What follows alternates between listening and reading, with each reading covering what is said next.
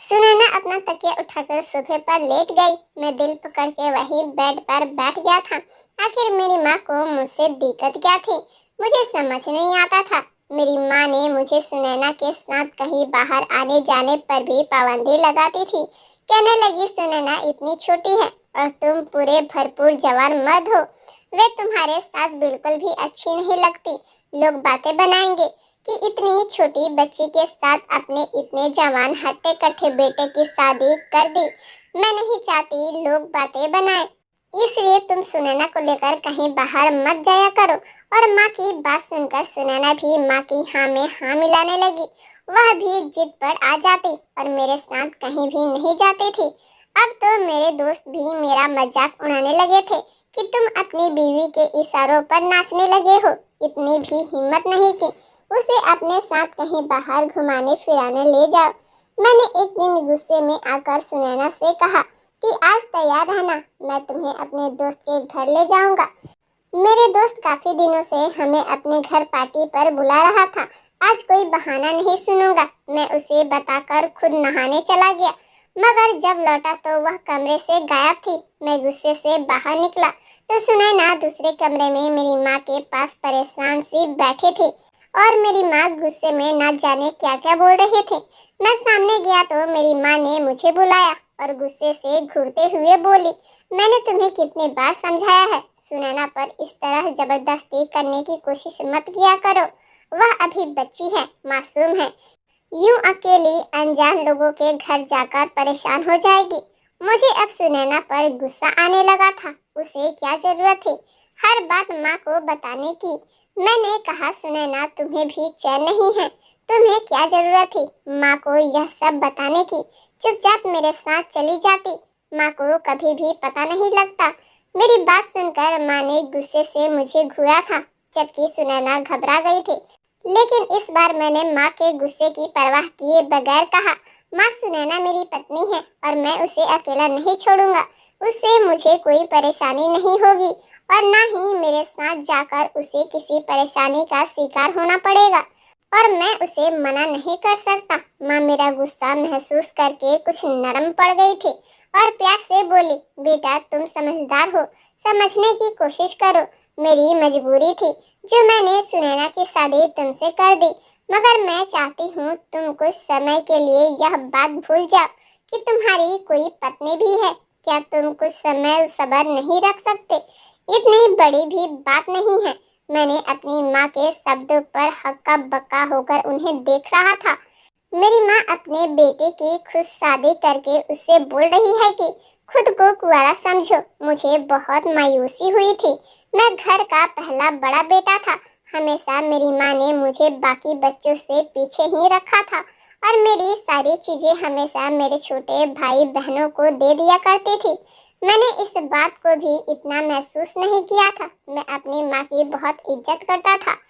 अपने बहन भाइयों में सबसे ज्यादा मैं ही अपनी माँ की बात मानना करता था और उन्हें सम्मान देता, मगर मेरी माँ मुझे ध्यान और प्यार देने की बजाय बाकी बच्चों के लाड उठाने लगती थी। शादी से पहले तक मैं इन बातों को महसूस नहीं करता था और अक्सर यही सोच लेता, शायद मेरी माँ का मिजाज ही ऐसा है और मैं बड़ा हूँ, इसलिए मुझे यह बातें नहीं सोचनी चाहिए।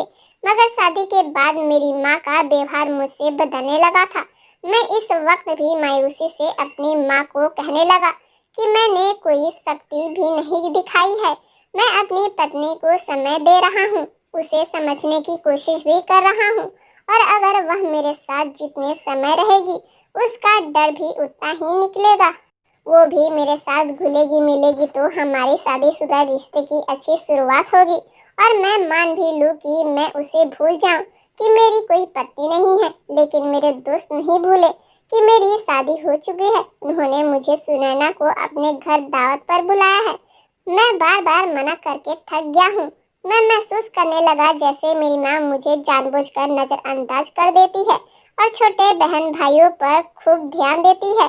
बचपन में मेरा रंग भी थोड़ा सांवला था क्योंकि मेरे पापा की गहरी सांवली रंगत थी, लेकिन मेरी माँ गोरी चिट्टी थी। जैसे जैसे बड़ा होता गया मेरी सेहत और रंग रूप भी निखरता चला गया था। मैं बहुत ही हैंडसम और खूबसूरत नौजवान हो गया था। मैं बिल्कुल अपने बाप पर गया था, मगर मेरे बाकी के बहन भाई मेरी माँ के रंग की तरह सफेद थे।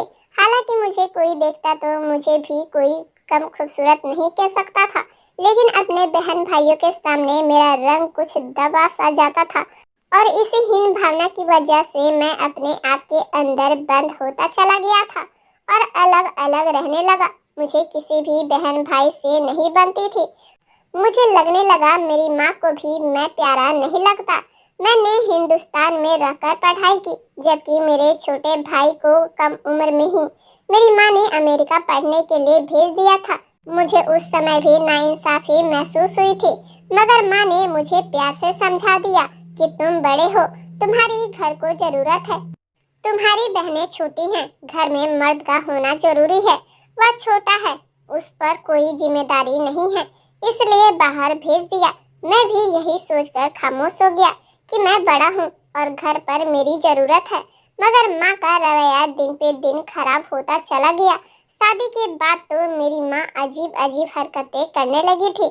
मुझे सुनैना पर भी गुस्सा आता। मैं उसका पति था, मेरी वजह से वह हमारे घर में थी, मगर हर वक्त मेरी माँ के पल्लू में लगी बैठी रहती। एक दावत की बात पर मेरी माँ और सुनैना का ड्रामा मुझे झुंझलाहट में डाला गया था। मैं गुस्से से घर से निकला और अपने दोस्त के घर चला गया। मेरा दोस्त हैरान होने लगा, बोला भाभी को क्यों नहीं लाया? उन्हीं की वजह से तो हमने सारी तैयारियां की थी। मैं शर्मिंदा हो रहा था। मैंने उससे कहा सुनैना की तबीयत ठीक नहीं थी, इसलिए मैं अकेला चला आया। मेरा दोस्त मुझे हैरत से देखने लगा। वह मुझे बैठाकर सीरियसली बात करने लगा कि अब बताओ तुम्हारी क्या समस्या है। पहले पहले मैंने उसे टालने की बहुत कोशिश की, लेकिन वह भी शायद मेरी आंखों में सच पड़ चुका था कि जरूर कुछ न कुछ समस्या है। मैं समझ गया हूँ कि तुम्हारी शादी नॉर्मल नहीं है, कुछ न कुछ समस्या चल रही है, तुम खुश नजर नहीं आते। मैं अपने दोस्त के सवाल पर सर झुका गया। अब उसकी बात से ज्यादा इनकार नहीं कर पाया। मैंने वाकई अपनी शादी से खुश नहीं था। यह शादी मेरे लिए अब बोझ बन चुकी थी। अपने दोस्त के सवाल पर मेरे अंदर एक गुस्सा फूट पड़ा था, जो मैं इतने दिनों से अपने अंदर दबाए बैठा था। मैंने अपनी माँ और सुनैना के बारे में उसे सब कुछ बता दिया। माँ की नाइंसाफी मुझे माँ से दूर कर गई थी। मेरा दोस्त भी हैरत होने लगा, बोला तुम्हारी माँ पर हैरत करने लगा।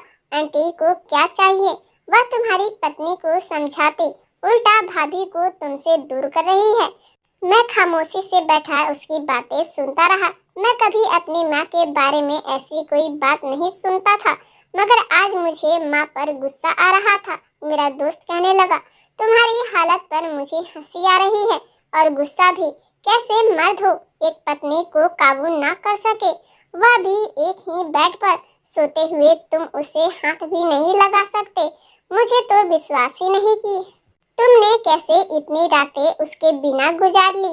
वे हंसकर बोला और कहने लगा तुम खुद ही कहते हो कि तुम्हारी पत्नी कम उम्र है और तुम अपनी कम उम्र पत्नी को संभाल नहीं पाए। मैंने अमित से कहा मुझे कुछ मशवरा दो कि मैं क्या करूं ताकि मेरी पत्नी खुद ही मेरी संगत के लिए मचल उठे और मेरे करीब आ जाए। मेरी बात सुनकर अमित सोच में डूब गया। वह शादीशुदा था। मैंने कहा कोई ऐसा रास्ता निकालो जिससे कि सुनैना खुद ही मुझसे मोहब्बत करने लगे और खुद ही मेरे करीब आ जाए, मगर वह एक अजीब सा मशवरा देने लगा। मैं उसकी इस बात पर घबरा गया। मैं बोला नहीं, मैं ऐसा नहीं कर सकता। वह बोला अगर तुम डरते हो तुम्हारी पत्नी भी ऐसे ही नखरे करती रहेगी। वह शादीशुदा है, अब बच्ची नहीं है। तुम्हारी माँ का व्यवहार तो बताता है कि वह सारी उम्र तुम्हें कुंवारा ही बनाए रखेगी। मैं भी सोच में गुम हो गया था। उस दिन घर पहुंचा तो सुनैना कमरे में सो रही थी। मैं उसे देखने लगा। अब मैं अपनी बेकरारी पर काबू नहीं पा सकता था। हमारी शादी को 3 महीने होने वाले थे। वह अपने घर के बुरे हालातों में पली बड़ी लड़की थी। शादी के बाद दिन पे दिन उसका बदन निखरता चला गया। कमरे की हल्की रोशनी में उसका होश हुआ। हुस्न मुझे पागल करने लगा। मैं फौरन से कमरे से निकला, माँ के कमरे में चला गया। माँ मेरा ही इंतजार कर रही थी। कहने लगी कहाँ चले गए थे, कब से फोन कर रही थी। मैंने कहा दोस्त के तरफ गया था। माँ बताने लगी कल संडे है, इसलिए तुम्हारी बहनें अपनी मौसी के घर जाना चाहती थी। मैं तुम्हें फोन करती रही लेकिन तुम नहीं आए, तो तुम्हारे कर्जन को बुलाना पड़ा, तो वही उन लोगों को लेकर गया है। मेरे दोस्त का बहाना बनाया। मेरा दोस्त का प्लान मेरे दिमाग में चल रहा था। मौका अच्छा था, घर पर बहनें भी नहीं थी। मैंने अपनी माँ से पूछा, आपने खाना खा लिया? माँ बोली हाँ, मैंने खाना खा लिया, मुझसे इंतजार नहीं होता। और तुम्हारी पत्नी भी खाना खाकर सो चुकी है। उसे तो सोने की इतनी जल्दी थी कि मुझे दूध देना भी भूल गई। मैंने अभी तक दवा नहीं खाई है। मैं जल्दी से उठकर खड़ा हुआ। मैंने कहा मैं आपको दूध गर्म करके दे देता हूँ, आप दवा खाकर आराम से सो जाना। माँ मुझे आशीर्वाद देने लगी। दोस्त के प्लान के अनुसार मैंने दूध में नींद की दवा मिलाई और वह दूध अपनी माँ को दे दिया। मेरी माँ ने दवा खाई और नींद में जल्दी ही चली गई थी, क्योंकि दूध में नशे की दवा मिली हुई थी। मैं सुकून से सुनैना के सर पे पहुंच गया था। मेरे जगाने पर वह एकदम से घबरा गई थी, हमेशा की तरह डर गई और मुझसे दूर हटने लगी। जल्दी से मम्मी जी की आवाजें लगाने लगी, लेकिन मैंने आगे बढ़कर उसके मुंह पर हाथ रख दिया। और वैसे भी अगर वह चिल्लाती तो कोई फायदा नहीं था, क्योंकि मेरी माँ तो गहरी नींद में सो चुकी थी। उसकी पुकार सुनने वाला कोई भी नहीं था। धीरे धीरे मैं उसके करीब होने लगा। मैंने कहा सुनैना, तुम मेरी पत्नी हो, तुम्हें मुझसे डरने की जरूरत नहीं है। लेकिन मुझे खुद से जबरदस्ती दूर करने लगी। आज मैंने सुनैना की एक नहीं सुनी थी। मैंने उसके कांपते हुए बदन को अपनी बाहों में भर लिया था और उसे विश्वास दिलाया, और मैं तुम्हें कोई भी नुकसान नहीं पहुंचाऊंगा। धीरे धीरे मैं उसे अपने प्यार का एहसास दिला रहा था। मेरी बाहों में धीरे धीरे वह भी अब पिघलने लगी थी। अब उसने खुद को छुड़ाने की कोशिश करना बंद कर दी थी, और जैसे ही उसने अपने आप को मेरी बाहों में ढीला छोड़ा, मैंने भी उसे अपनी बाहों के शिकंजे में कसकर भर लिया था। उस रात मैंने उसे उसका हक दिया था। हमारे बीच सब कुछ हो गया था, जो बहुत पहले हो जाना चाहिए था। शादी के 3 महीने बाद आज मेरी सुहागरात हुई थी। मेरी मोहब्बत पाकर उसके अंदर का सारा डर निकल गया था। लेकिन जो बात उसने मुझे बताई थी, मेरे सर पे आसमान टूट पड़ा था। मुझे तब समझ आया वह मुझसे इतनी डरती क्यों थी, मुझसे क्यों दूर भागती थी। मैं सुबह उठा तो सुनैना चुपचाप बैठी हुई थी और मेरी माँ गुस्से से भरी बैठी थी। मैंने कोई जुर्म नहीं किया था, मगर पता नहीं क्यों फिर भी मैं परेशान हो गया था। मेरी माँ गुस्से से कहने लगी, तुम्हें मना किया था, फिर भी तुमने सुनैना के साथ जबरदस्ती क्यों की? मेरी माँ गुस्से से तिलमिला रही थी। सुनैना भी अलग मुंह लटकाए बैठी हुई थी। हालांकि रात को तो उसका मूड एकदम खुशगवार हो गया था, लेकिन पता नहीं अब मेरी माँ ने उसे कौन सी पट्टी पढ़ाई थी कि रो रो कर उसकी आंखें सूज गई थी और अब भी उसका मुंह उतरा हुआ था। मैं कुछ बोल नहीं पा रहा था। सुनैना माँ को बताने लगी कि इन्होंने मेरे साथ जबरदस्ती की थी। मैंने मना किया, लेकिन मेरे मना करने पर भी विजय नहीं माने थे। लेकिन अगली बात जो मेरी माँ ने कही, मैं तो हैरान रह गया था। पूरी आंखें खोलकर अपनी माँ को देखने लगा कि कहीं उन्होंने कुछ गलत तो नहीं कह दी। कहने लगी कि मैं तुमसे कह रही हूँ, अभी के अभी सुनैना को तलाक दो, तुम इस लड़की के काबिल नहीं हो। मैं तो पत्थर का बन गया था। और यह बात सुनकर पहली बार सुनैना भी घबराई थी। वह हैरत से माँ की तरफ देखने लगी। मैंने कहा, माँ मैं शर्मिंदा हूँ, मुझे सुनैना की मर्जी के बिना यह काम नहीं करना चाहिए था। लेकिन आप विश्वास करें, सुनैना भी मेरे साथ खुश थी। मैंने उसे कोई भी तकलीफ नहीं पहुँचाई थी और यह हम दोनों के रिश्ते का हक था।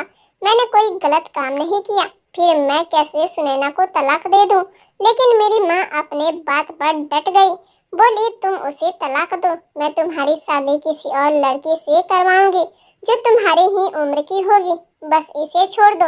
मैं हैरान था, लेकिन माँ जिद पर अड़ी रही, बार बार तलाक का बोल रही थी।